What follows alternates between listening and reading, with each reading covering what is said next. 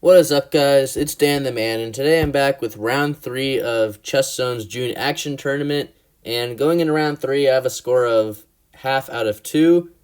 Round 2 was quite a heartbreaking game. A lot of chances to either win or draw the game that I end up blundering into a loss, which was pretty painful. My mind was playing tricks on me for some reason. Like, I didn't see the board properly, and in some lines, and that's what's kind of irritating.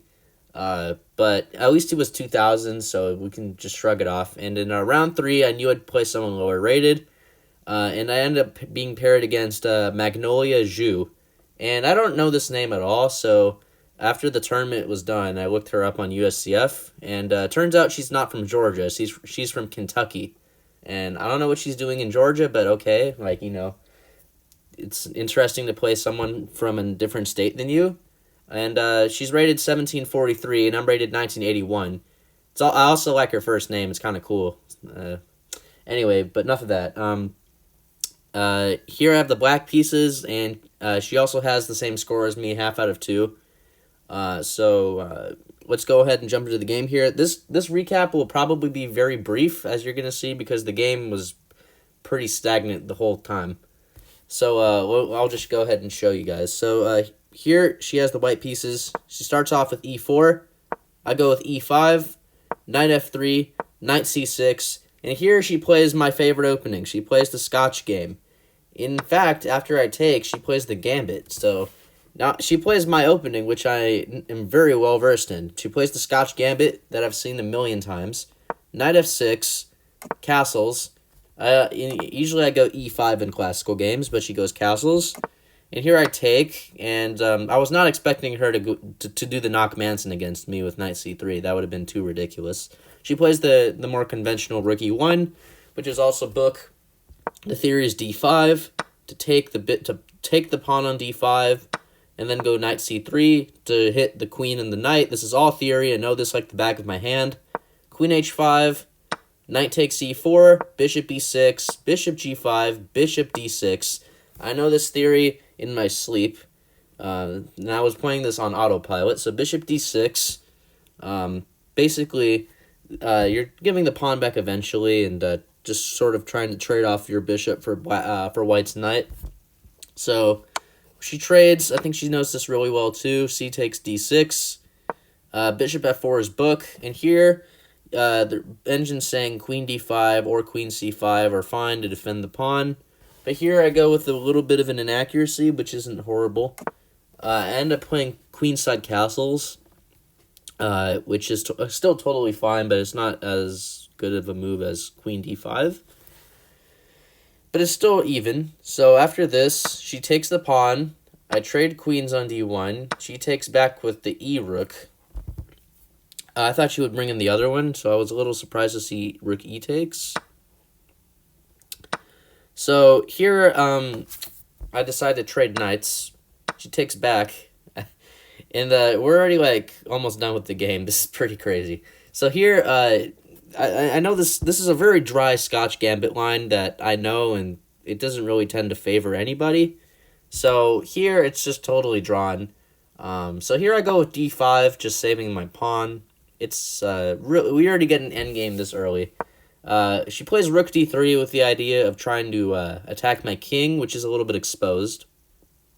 And here, the engine says you can get away with b6, and if check, you would play king b7.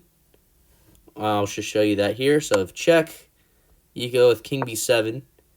And if she tries to invade over here, then you just go king a6. And although your king's sort of misplaced, it's still totally fine. So that was what I could have done, but I decided to do this. I go king d7 with the idea to sidestep the check and put my rook on c8, which is also totally playable. And here she plays c4, just adding some pressure on my pawn now that it's pinned. And here I go with king c6 to defend, which is a little bit brave because I am getting my king a little bit exposed. Maybe the rook can come over here at some point to bother me.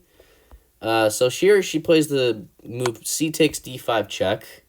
the only move not to be losing is rook takes d5, so I do have to be a bit careful here, but it's still totally drawn. So rook takes d5. Here she does bother me with rook c1 check.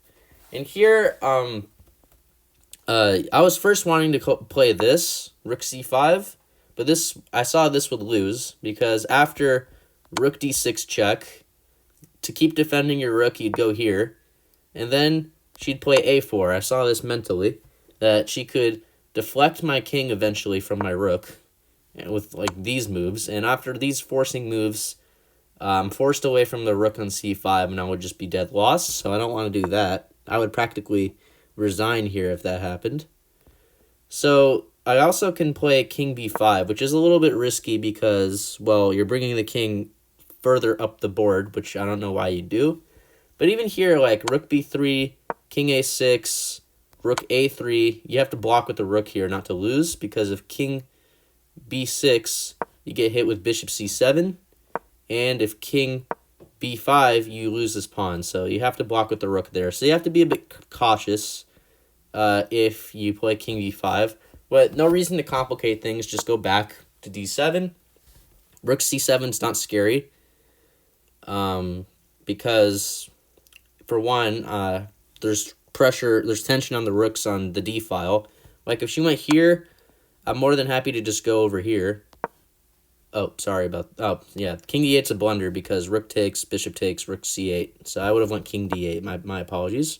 So yeah, I would have went here. I'm not scared about this. And yeah, this would have been totally drawn. So yeah. But she didn't do that. She played rook d to c3. All moves are drawn, basically. And she's trying to go here. So I play rook d8 with the idea to put my king on e8. And also, when she checks me, I would... threaten a back ranker, so she can't actually take on b7. So like over here, she can't take this because rook d8 is rook d1's a mate threat. So that was my idea, just to bring the king to safety and threaten a back ranker. She plays h3 to stop that. I pretty much immediately play king e8, rook c7, rook 5 d7, just offering a trade. She takes, I take. She plays bishop e3, attacking my pawn. I go b6 to save it. She plays a3 to save her pawn. This is just totally drawn, totally boring. King e7, king h2, king f6, g4, king e5. I'm trying to bring my king up, but it doesn't really matter what I do. King g3, f5. I mean, this is totally drawn. Bishop f4 check. You do have to be a bit cautious here. Don't go here and try to get your king too active, because then you get hit with rook e1. And that could be, you're going to be in some trouble here, so I just go back. King f6, she goes g5 check, king f7, rook c7. Now we're just getting an opposite color bishop endgame, bishop b3. I mean, all roads lead to draws here. King f4, king e6 to defend, h4, g6, just closing the king side a bit. Bishop d8, she can't touch any of my pawns. I'm keeping these guys well defended. King d5, bishop f6, bishop b5, and bishop c3.